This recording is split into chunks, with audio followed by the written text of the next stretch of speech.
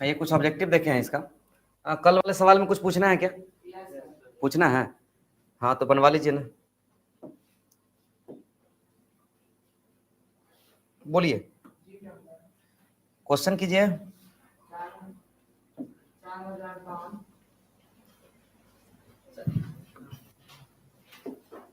एक मिनट रुकिए थोड़ा सा।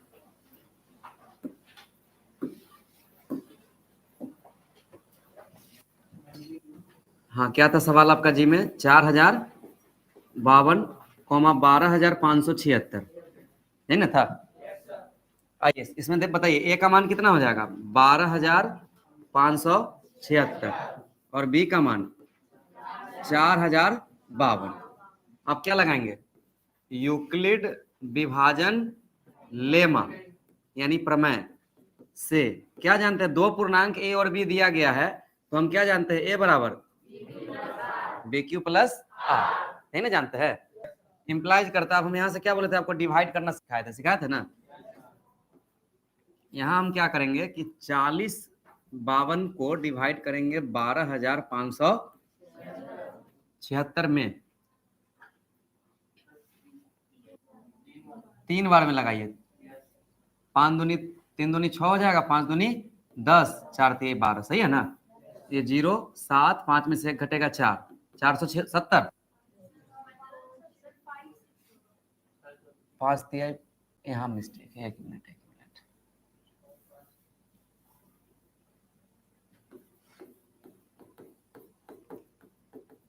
ये 3 बार में लगाइए, यहाँ 6 होगा, 5 1 हो जाएगा, यहाँ पर 12 आएगा। अब ठीक है, अब सही है ना? 420 ये क्वेश्चन है, 420 था इसीलिए गड़बड़ हो गया था।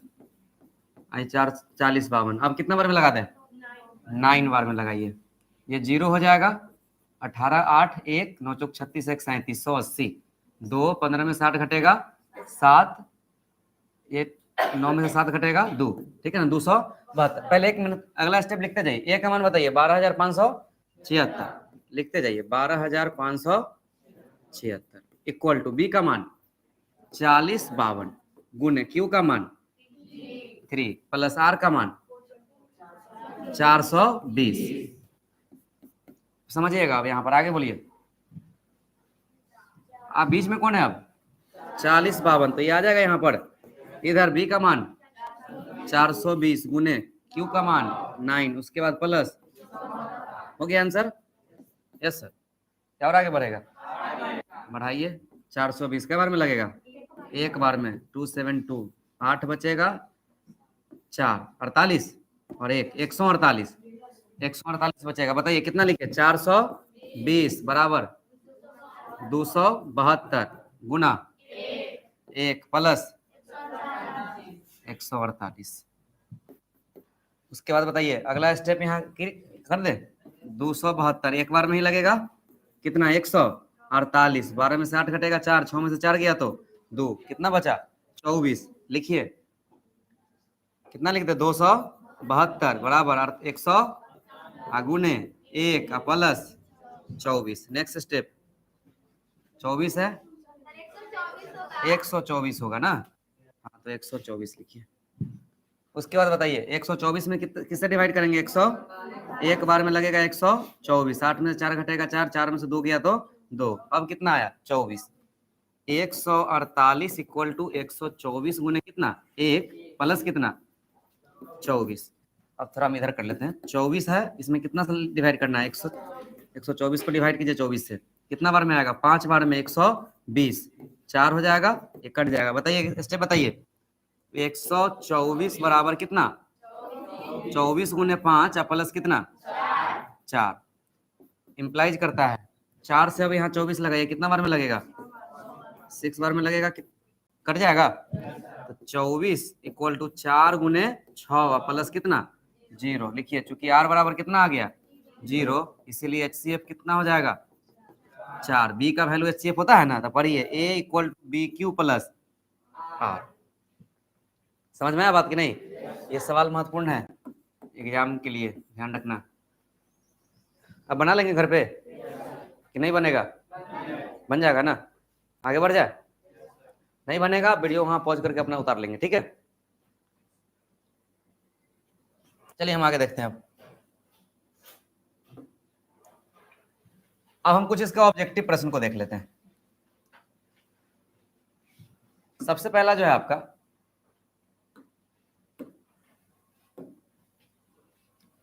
वास्तविक संख्या है कुछ महत्वपूर्ण प्रश्न में, अभी जो यूक्लिड लेमा पढ़े हैं ना, इसके बारे में हम थोड़ा देख लेते हैं। पहले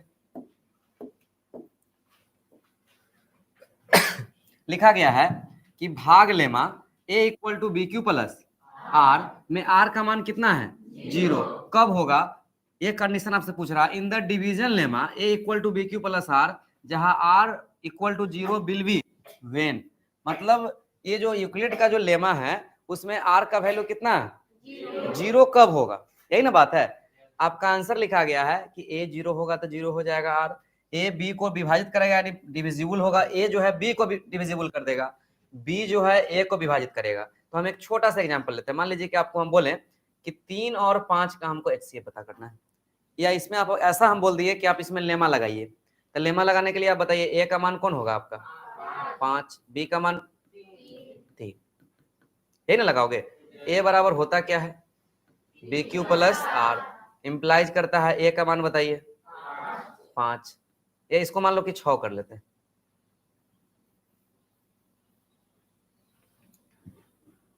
एक ले लेते हैं, ए का मान 6 ले लेते हैं, बी का मान 3, ए बराबर बी क्यू प्लस आर। एक स्टेप में हम काम करना चाह रहे हैं। 3 क्यू का मान 3 में 2 से भाग दीजिए, 2 और में लगेगा ना, प्लस कितना 0। अब बताइए इसका क्या मतलब हुआ, आर का वैल्यू यहाँ 0 आया ना, तो आर यहाँ पर 0 आया, इसका यह मतलब हुआ कि यहाँ जो है 3 जो है 6 को क्या कर रहा है विभाजित कर रहा है, डिविजिबल कर रहा है, इसका है ना मीनिंग हुआ। तो यहाँ बताइए ये किसका वैल्यू और ये किसका, क्या समझे कि बी क्या करेगा ए को विभाजित करेगा, कब? जब आर का वैल्यू कितना आ जाए 0। समझ में आया बात कि नहीं आया समझ में? तो यही बात यहाँ लिखा गया। तो आपका कौन सा ऑप्शन सही हो जाएगा सी, बी जो है ए को डिविजिबल करेगा, विभाजित करेगा। समझ में आ गया बात? अगला सवाल में आए, कह रहा है कि ए बराबर B Q plus R implies करता है मौसा ए बी। तो मौसा ए बी क्या होगा, किसके बराबर होगा? ऑप्शन नंबर आपको दिया A comma Q, B comma Q, Q comma R, B comma R. अब हम लोग थोड़ा समझेंगे इस चीज को। इसको समझने के लिए आपको क्या करना है, अंग्रेजी तो सेम है आपका, मतलब एक संख्या दिया है ए कॉमा कितना बी, और आपसे पूछ रहा है कि कौन सा रिलेशन इसमें आएगा। तो ए बराबर होता कितना है बी क्यू प्लस आर, ठीक है। अब हम एक भाग अगर छोटा सा उठाए, यहाँ 3 में 5 से डिवाइड करते, एक बार में कितना लगा 3, कितना आया 2, अब 2 में 3 से लगाया था, एक बार में 2, शेष कितना बचेगा 1। हम क्या कर रहे हैं समझिएगा, पहले तो लिख दीजिए 5 बराबर बी का मान 3 गुने 1 प्लस आर का मान 2, ये ना होगा। अब बीच में कौन है 3, इधर कौन है बी का मान 2 गुने 1 प्लस कितना 1, ठीक।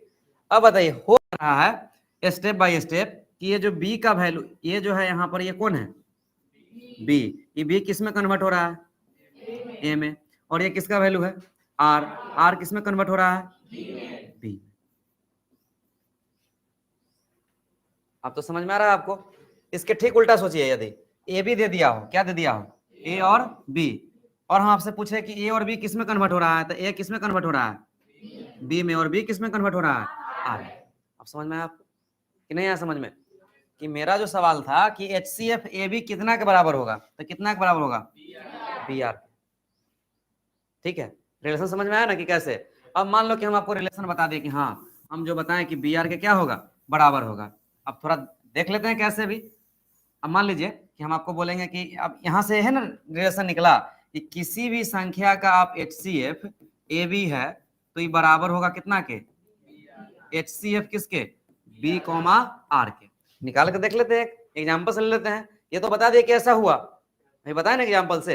अभी कोई एग्जाम्पल इसमें प्रूफ कर लेते हैं। मान लो कोई हम संख्या लिए 6,20, ठीक है, और 6,20 लिए ना, तो इसका HCF पता करो। तो 6 यहाँ कितना हो जाएगा 20 बराबर 6 गुने 3 प्लस कितना 2, 6 3 18 2 20।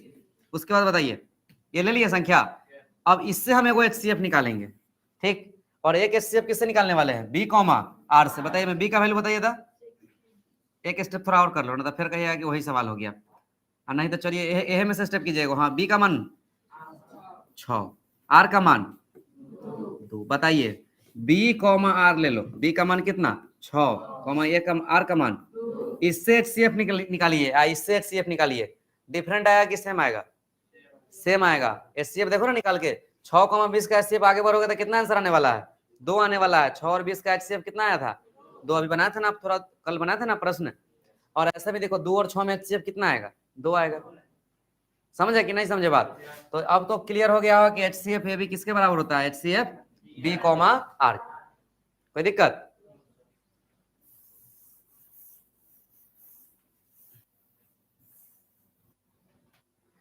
चलिए अब आगे देखते हैं। तीसरा सवाल है 125 बराबर दे दिया है 15 गुने 8 प्लस 5। देखिए ना 15 8 120 5 हो जाएगा ना, 125 पूरा जाएगा ना। इतना दे दिया है तो मौसा 125 कॉमा 15 बराबर मौसा कितना के होगा? यही सवाल पर आधारित है आपका ये सवाल। मतलब 15 गुने 8 प्लस 5 दिया ना, 125 कॉमा 15 संख्या लिख दिया। बताइए ए का मान कितना? 125। बी का मान कितना? 15। तो ए और बी दे दिया है, एक कर मौसा पूछ रहा है किस संख्या के बराबर होगा, यही ना पूछ रहा है। तो इसको बताइए कितना ए बी कितना के बराबर होता है? ए बी का मौसा कितना के बराबर? बी आर के। अब बी का वैल्यू बताइए, में से देख के बी का वैल्यू कितना है, आर का वैल्यू कितना है? कौन सा ऑप्शन सही होगा? 15 और 5 वाला। कौन में है? ए में है, 15 और 5 वाला। अब समझ में आया बात कि नहीं आया समझ में? ये क्या पूछ रहा था, समझ में आया ना क्या बात? कि आप 15 और 5 का निकालिएगा HCF, फिर भी आंसर वही आएगा, वही HCF आएगा जो 125 कॉमा कितना का आएगा? 15 का आएगा। ठीक, कोई दिक्कत? और समझा दे एक बार, क्लियर है ना बात कि HCF AB बराबर होता है HCF किसके? BR के। कैसे सभी बार बार प्रूव करके बता रहे हैं आपको। चलिए अब आगे देखते हैं। अब इस पर कुछ सवाल भी है आपका। सवाल आपका है कि दर्शाइए कि कोई भी धनात्मक विषम पूर्णांक 6q + 1 6q + 3 या 6q प्लस किसके रूप में होता है? 5 के रूप में होता है। So that any positive odd integer is of the form 6q + 1 6q + 3 और 6q + 5। आइए थोड़ा देखते हैं इसको। कह रहा है कि आपको सिद्ध करना है कि कोई भी धनात्मक विषम पूर्णांक किसके रूप में होगा? 6q + 1 6q + 3 और 6q + 5 के रूप में होगा। तो सबसे पहले तो हम तो कह रहा है, कोई ना कह रहा है, तो मान लीजिए कि माना ए कोई धनात्मक पूर्णांक है। ए क्या है? हम अभी सम विषम का चर्चा नहीं कर रहे हैं, सिर्फ किसका चर्चा कर रहे हैं? पूर्णांक का। चूंकि यूक्लिड लेमा जो है किस पर आधारित है? पूर्णांक पर ही आधारित है ना, पूर्णांक पर आधारित। तो ए यदि कोई धनात्मक पूर्णांक हो तो यूक्लिड लेमा से, according to Euclid lemma, Euclid lemma से क्या हो जाएगा? ए बराबर कितना? BQ + R वेयर, अब बताइए वो टर्म याद है, आर का मान ग्रेटर देन इक्वल टू कितना? 0 और लेस देन कितना? B। ठीक, हमने मान लिया कि let A is any positive integer from Euclid lemma, A equal to कितना होता है? BQ + R। अब बताइए, अब हम क्या करते हैं? b बराबर 6 रखने पर, वहां किस रूप में है सब पढ़िए ना इसको। a बराबर BQ, यानी किसका वैल्यू है? ये b का वैल्यू। a बराबर BQ किसका वैल्यू है? a बराबर BQ किसका वैल्यू है? b का वैल्यू है। समझ में आया ना बात? तो हम यहाँ क्या करेंगे? b बराबर कितना रखने पर? 6 रखने पर हम b का मान कितना पुट कर देंगे? 6 पुट कर देंगे। क्यों 6 पुट करेंगे? क्योंकि किस रूप में है ये? जब यहाँ लिखेंगे a बराबर 6q + R, इस रूप में आ जाएगा कि नहीं आ जाएगा? आ जाएगा ना। तो इसलिए हम b बराबर कितना रख दिए? 6। तो b बराबर 6 रखने पर क्या तैयार होगा? a बराबर b का मान कितना हो जाएगा? 6q + कितना? R वेयर, फिर यही कंडीशन, r का मान ग्रेटर देन इक्वल टू 0 और लेस देन b। अब b का वैल्यू कितना हो गया? 6।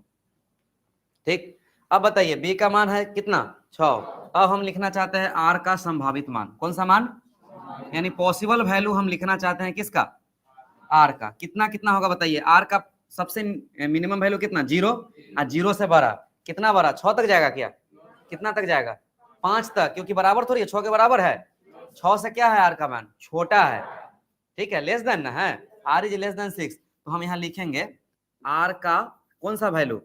Possible value. पॉसिबल मतलब संभावित मान बराबर कितना? 0 हो सकता है, r का वैल्यू 0 आ सकता है, इस वाले टर्म में कितना आ सकता है? और कितना आ सकता है 2 और 4 5, 6 क्यों नहीं आएगा? समझ में आ रहा है कि शेष b के बराबर कभी नहीं होता, उससे b से हमेशा छोटा होता है कौन? r का मान। कल भी समझाते बढ़िया से। अब ये मेरा r का कौन सा वैल्यू हो गया? संभावित वैल्यू हो गया। अब हम क्या करते हैं कि अब जब r बराबर 0 तो r का मान कितना रखे हैं? r का मान कितना रखेंगे? अब 0। मतलब आपको पता हो गया कि इससे भी ज्यादा वैल्यू होगा क्या? अरे यहो से ज्यादा वैल्यू होगा, 5 को वैल्यू से ज्यादा, 1 2 3 4 5 6 को वैल्यू से ज्यादा वैल्यू होगा कि इसमें? हम जान गए कि इतना होगा तो सब रख रख के देखेंगे। तो आर का मान कितना रखेंगे? 0। किसमें? ये वाला में। इसमें जो रखना है आर के जगह कितना रखना है? 0। तब ए का मान बताइए कितना हो जाएगा? 6q प्लस आर के जगह 0 बराबर कितना? 6q। यही ना होगा? तो ये क्या है? सम पूर्णांक है कि विषम पूर्णांक है? 6 सम पूर्णांक है, तो ये हो गया सम पूर्णांक। ठीक, यानी इवन इंटीजर्स। कैसे जान गए इवन इंटीजर्स है? 6 के गुना में आप कुछ रखिए ना, क्यू का वैल्यू 1 2 3 4, क्यू पूर्णांक है ना, कुछ भी रखोगे तो क्या आने वाला है आंसर? सम ही संख्या ना आएगा। आर बराबर रख दो 2, कितना रख दिए? 2, तो ए बराबर 6q प्लस आर का जगह कितना? 2, तो 6q प्लस कितना? 2। अब बताइए हो कौन रूप में है? सम पूर्णांक है। फिर आर का वैल्यू रख दीजिए कितना? 4 रखिए, तो ए बराबर 6q प्लस 4, ये भी कौन पूर्णांक है? सम पूर्णांक है। तो जब हम r का वैल्यू सम संख्या लिए, ये 2 4 सब क्या है? सम संख्या ना है। तो जब r का वैल्यू क्या लिए है? सम संख्या लिए, तो पूर्णांक कैसा प्राप्त हुआ? सम पूर्णांक प्राप्त हुआ। हमको तो ये प्रूफ नहीं करना है, हमको क्या प्रूफ करना है कि धनात्मक कौन पूर्णांक? विषम पूर्णांक लेने पर 6q प्लस 1 6q प्लस 3 और किस रूप में होना चाहिए?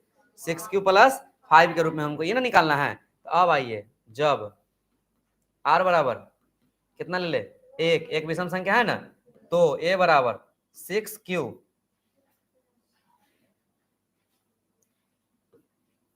a बराबर हो जाएगा 6q प्लस r का वैल्यू 1, ये कौन पूर्णांक हो गया? विषम, यानी ऑड इंटीजर्स। ठीक है, उसके बाद हम लेंगे r बराबर कितना? 3, r बराबर 3 ले लेंगे, तो a बराबर 6q प्लस 3, ये 3 के रूप में आ गया। ये सम है, 6q क्या है आपका? सम संख्या, 3 क्या है? विषम। सम में विषम जोड़िएगा तो हमेशा क्या आएगा? विषम ही आएगा।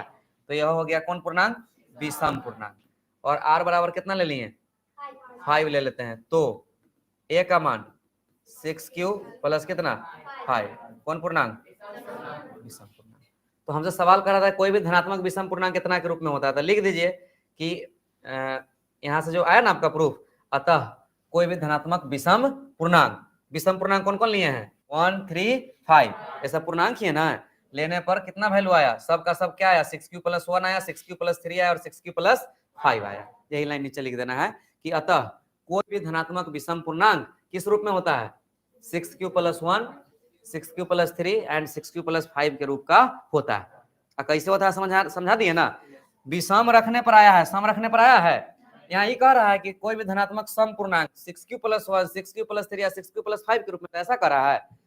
इवन इंटीजर के बारे में नहीं ना कर रहा है, सम पूर्णांक के बारे में। किसके बारे में कर रहा है? विषम पूर्णांक के बारे में। आप समझ में आया बात? इसीलिए जे कहेगा ना आपको, उसको छोड़ दीजिएगा और उल्टा में आइएगा।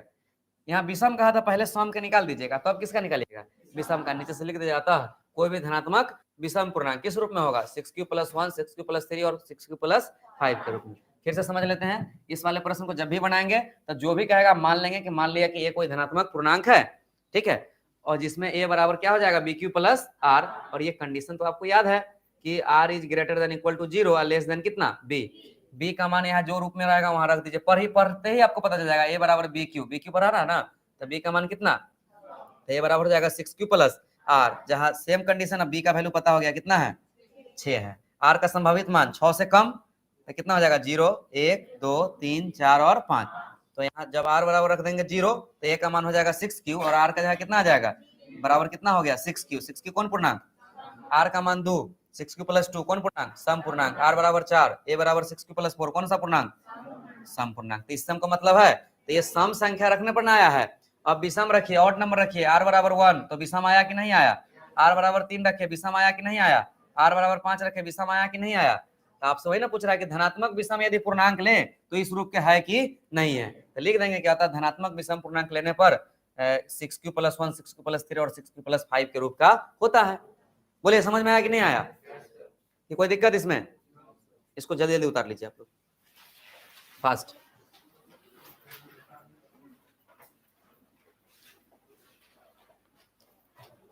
बफरिंग हो रहा है सर।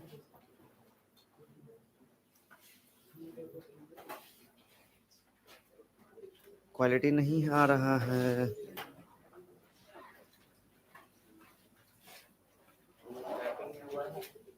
ओ स्टार्टिंग में हुआ था।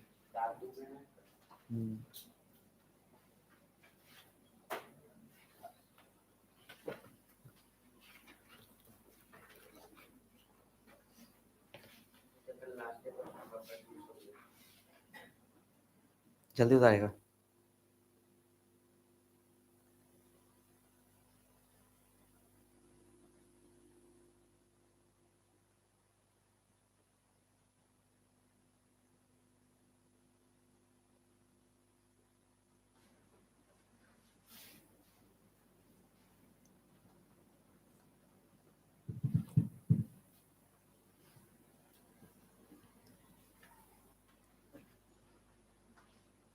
आज सैटरडे है तो पीछे कुछ बच्चा कम गया है, क्या बात है? घर पर आस खाएगा लोग रे?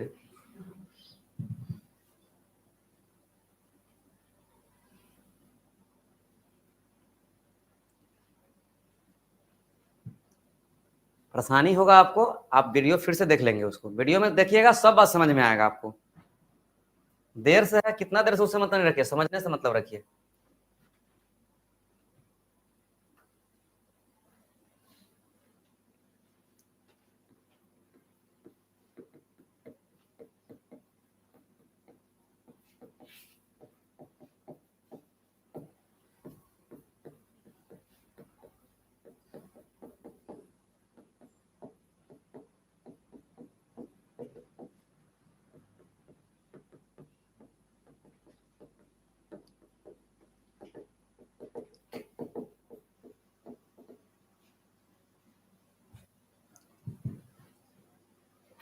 आप लोग समझने इतना लिख लीजिए ना।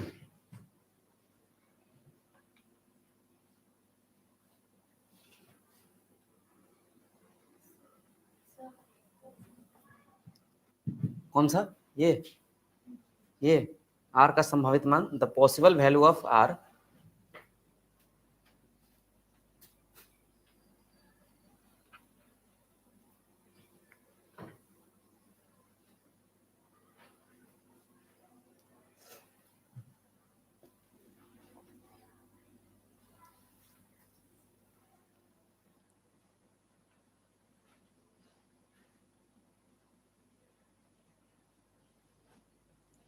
प्रैक्टिस थोड़ा कीजिएगा, समझ में आ जाएगा। प्रैक्टिस नहीं कीजिएगा भूल जाइएगा। न्यू सवाल है।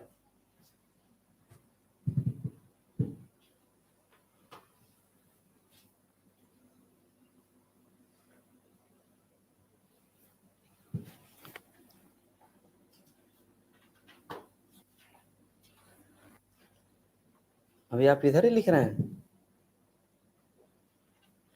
उपाय करना ही पड़ेगा हमको।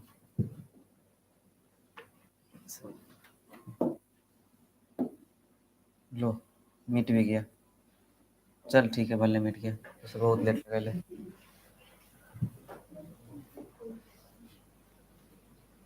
भेज देंगे।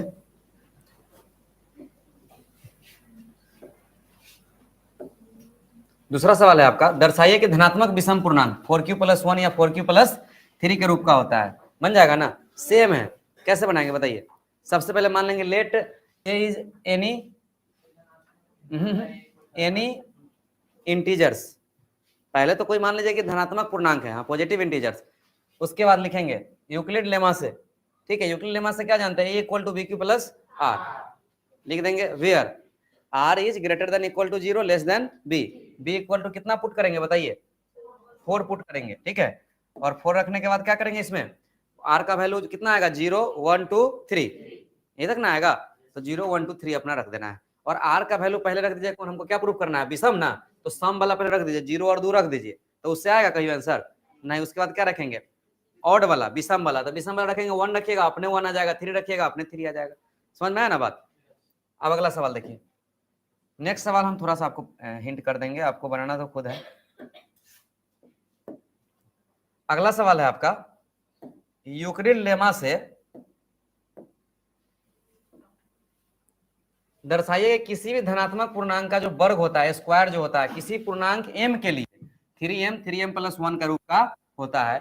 Using the Euclid lemma prove that the square of positive integer is 3m और 3m प्लस 1। यहाँ ऐसा कर रहा है, कोई सम और विषम कर रहा है, सिर्फ कर रहा है आपका पॉजिटिव इंटीजर लेना है, यानी धनात्मक पूर्णांक लेना है। तो हमको तो मानना पड़ेगा ना जो है सो, तो मान लीजिए कि माना a कोई धनात्मक पूर्णांक है, ये कौन सा पूर्णांक है, धनात्मक पूर्णांक है। तो यूक्लिड लेमा से आप लोग लिख लोगे ना, यूक्लिड लेमा से, यूक्लिड लेमा क्या कहता है बताइए, a बराबर बी क्यू प्लस आर, है ना यूक्लिड लेमा कहता है। इम्प्लाई वेयर बताइए, R is greater than equal to 0 less than B.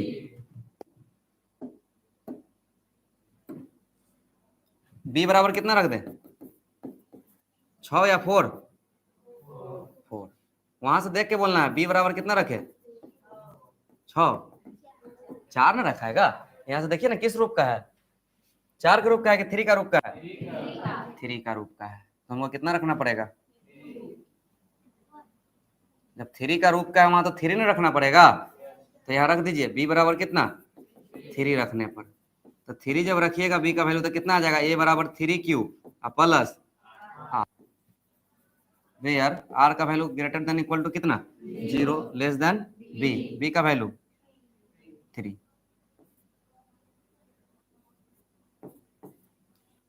अब यहाँ रखिए आर का संभावित वैल्यू कितना होगा, आर का जो पॉसिबल वैल्यू होगा कितना होगा बताइए, 0 1 2 रखिए। जब आर बराबर कितना 0, तो ए बराबर कितना, इस रूप में 3q प्लस आर है ना रूप में है, तो 3q डायरेक्ट हो जाएगा, प्लस 0 तो बराबर 3 क्यों ना होगा। उसके बाद बताइए आर बराबर 1, तो ए बराबर 3q प्लस 1, आर बराबर 2 रख दिए, तो ए बराबर 3q प्लस 2। हमको क्या कर रहा है कि इसका वर्ग लेना है, क्या लेना है, वर्ग। हम ये नहीं कर रहा है कि सम विषम है, दोनों है, सम भी है और विषम भी है। अब इसका स्क्वायर करना है, इसको 1 मान लो, इसको 2 मान लो, इसको कितना मान लो 3। अब लिख दीजिए equation first second and third,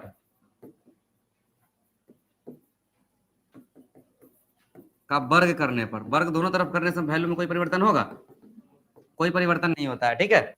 तो बताइए पहला समीकरण क्या है, a बराबर 3q है ना, तो a बराबर है 3q, ये फर्स्ट इक्वेशन है ना। इसको इम्प्लाइज करके स्क्वायर करेंगे तो कितना हो जाएगा, a स्क्वायर बराबर 3q का होल स्क्वायर, यही ना होगा। इम्प्लाइज करता है a स्क्वायर बराबर 9q का स्क्वायर, 9q का स्क्वायर। अब कह रहा है कि इसका वर्ग भी होता है इस रूप में 3m के रूप में, हमको 3m प्रूफ करना है। कितना प्रूफ करना है, 3m। तो इसको लिख सकते हैं 3 गुने 3q, कि नहीं लिख सकते हैं, जैसे ये 9q स्क्वायर हुआ ना, इसको ऐसा लिख सकते हैं ना, 3 गुने 3q, इस पर क्या आ जाएगा, स्क्वायर।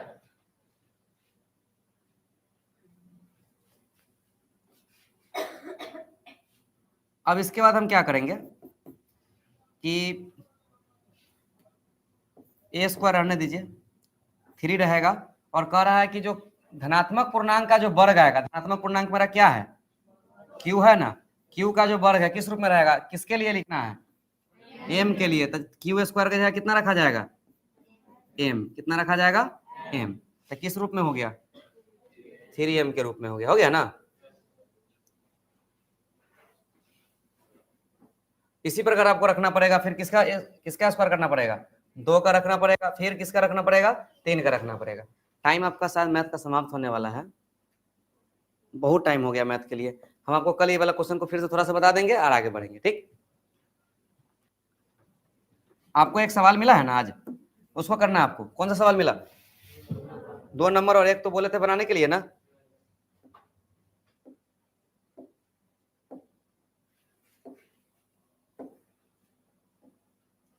ये मिला था एक 4q + 1 और 4q + 3 के रूप का होता है। स्क्वायर वाला भी बहुत आसान है, जैसे भी हम अभी बता रहे थे आपको, सेम प्रोसेस ना है। अंतिम में कहा था स्क्वायर करने के लिए, तो क्या कर रहे थे? स्क्वायर कर रहे थे। अंतिम में कहेगा क्यूब निकालिए, क्यूब प्रूफ कीजिए, तो उसका क्या करेंगे? क्यूब कर देंगे। आप समझ में आया ना बात? मतलब प्रोसेस सेम है। स्क्वायर कहेगा तो क्या करना है? स्क्वायर करना है, क्यूब कहेगा तो क्या करना है? क्यूब करना है।